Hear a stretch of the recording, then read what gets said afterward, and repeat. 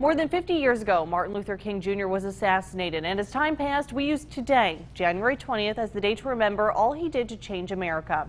Manash Kangwari went to a celebration in Bloomington and joins us with how the gospel is giving hope to people in the Twin Cities. Manash. Yeah, Kim, Dr. Martin Luther King Jr. has a history here in the Twin Cities as he visited Illinois Wesleyan twice. Now, this prompted people in the area to come up with a way to shed light on his message so it may live on forever.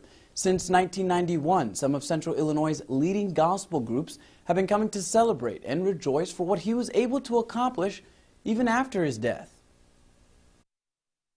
The purpose of this mainly is to recognize him as a minister, because he was a minister first before he became a civil rights leader. For 30 years, Illinois Wesleyan University in Bloomington played host to one of the most memorable dedications to Dr. Martin Luther King Jr. I started in 1991 and I've been coming ever since. I think, it's all positive. It's very enthusiastic support for the causes of what the civil rights stand for, what people stand for. It's a celebration of life.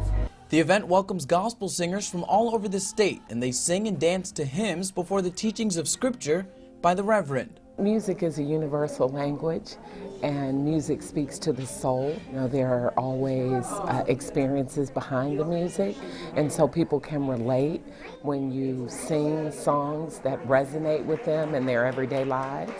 Leaders say although this is a one-day event, they're hoping people walk away empowered and ready to make a change in any way they can to improve the lives of everyone in the community. A message of hope, a message of a brighter future. Just a message that there's more to life than just today. And we need more. We need more people to stand up for justice, more people to stand up and do the right thing. There'll never be another Martin Luther King. Somebody like him, yes, but never another one.